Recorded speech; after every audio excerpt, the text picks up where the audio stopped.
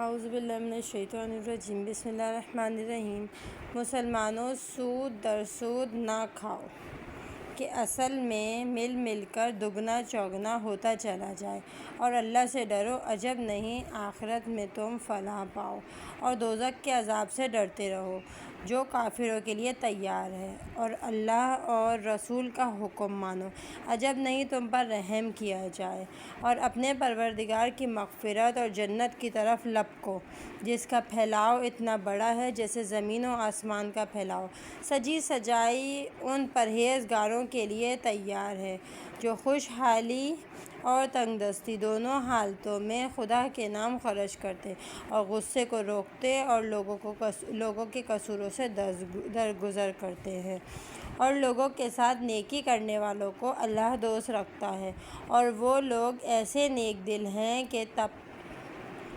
تقاضائے بشریت جب کوئی بے حیائی کا کام کر بیٹھتے ہیں یا کوئی بے جا بات کر کے اپنا یعنی اپنے دین کا کچھ نقصان کر لیتے ہیں تو خدا کو یاد کر کے اپنے گناہوں کی معافی مانگنے لگتے ہیں، اور خدا کے سوا بندوں کے گناہوں کا معاف کرنے والا اور ہے ہی کون، اور جو بے جا بات کر بیٹھتے ہیں تو دیدہ و دانستہ اس پر اصرار نہیں کرتے۔ یہی لوگ ہیں جن کا بدلہ ان کے پروردگار کی طرف سے مغفرت ہے، اور مغفرت کے علاوہ بہشت کے باغ جن کے تلے نہریں پڑی بہہ رہی ہوں گی کہ وہ ان میں ہمیشہ ہمیشہ رہیں گے، اور نیک کام کرنے والوں کے لیے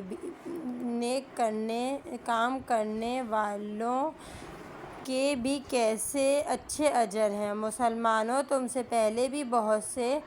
واقعات ہو گزرے ہیں، تو ملک میں چلو پھرو اور دیکھو کہ جن لوگوں نے اپنے وقت کے پیغمبروں کو جھٹلایا ان کا کیسا برا انجام ہوا۔ یہ جو کچھ ہم نے فرمایا اس سے سب لوگوں کو سمجھانا مقصود ہے، لیکن ہدایت اور نصیحت تو اس سے وہی پکڑتے ہیں جن کے دل میں خدا کا ڈر ہے، اور ہمت نہ ہارو اور اس اتفاقی شکست سے آزردہ خاطر نہ ہو، اور اگر تم سچے مسلمان ہو تو آخرکار تمہارا ہی بول بالا ہے۔ اگر تم کو اس لڑائی میں شکست کی کھرچ لگی تو بے دل مت ہو، کیونکہ جنگ بدر میں ترس ثانی کو بھی اسی طرح کی کھرچ لگ چکی ہے، اور یہ اتفاقات وقت ہے کہ جو ہمارے حکم سے نوبت بہ نوبت سب لوگوں کو پیش آتے رہتے ہیں، اور تم کو جو اتفاق ناملائم جنگ احد میں پیش آیا تو اس نے خدا کو سچے مسلمانوں کا دیکھنا منظور تھا، اور تم میں سے بعض کو شہادت کے درجے دینے تھے، ورنہ خدا تو کسی طرح بھی ان ظالموں یعنی کافروں کا روادار نہیں، اور نیز یہ منظور تھا کہ اللہ مسلمانوں کو شک و شبہ کے میل کچیل سے نکھار دے اور کافروں کا زور توڑ دے۔ کیا تم اس خیال میں ہو کہ جنت میں جا داخل ہوگے؟ حالانکہ ابھی تک اللہ نے نہ تو ان لوگوں کو جانچا جو تم میں سے جہاد کرنے والے ہیں، اور نہ ان لوگوں کو جانچا جو لڑائی میں ثابت قدم رہتے ہیں،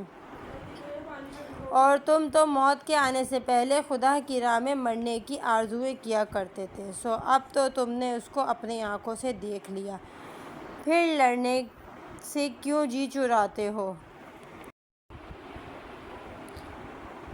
اور محمد صلی اللہ علیہ وسلم اس سے بڑھ کر اور کیا کہ ایک رسول ہیں اور بس، ان سے پہلے اور بھی رسول ہو گزرے ہیں، پس اگر محمد صلی اللہ علیہ وسلم اپنی موت سے مر جائیں یا مارے جائیں تو کیا تم اپنے الٹے پیروں کفر کی طرف پھر لوٹ جاؤ گے؟ اور جو اپنے الٹے پیروں کفر کی طرف لوٹ جائے گا وہ خدا کا تو کچھ بھی نہیں بگاڑ سکے گا، اور جو لوگ اسلام کی نعمت سے شکر کرتے ہیں ان کو خدا عنقریب جزائے خیر دے گا، اور کوئی شخص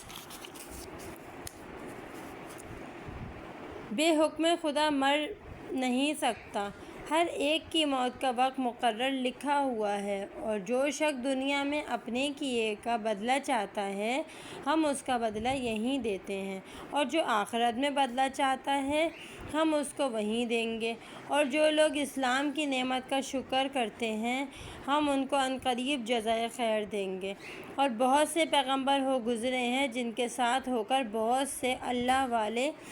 لوگ دشمنوں سے لڑتے، تو جو مصیبت ان کو اللہ کے راستے میں پہنچتی اس کی وجہ سے نہ تو انہوں نے ہمت ہاری اور نہ بودائے پن کیا، اور نہ دشمنوں کے آگے عاجزی کا اظہار کیا، اور اللہ مصیبت میں ثابت قدم رہنے والوں کو دوست رکھتا ہے، اور سوائے اس کے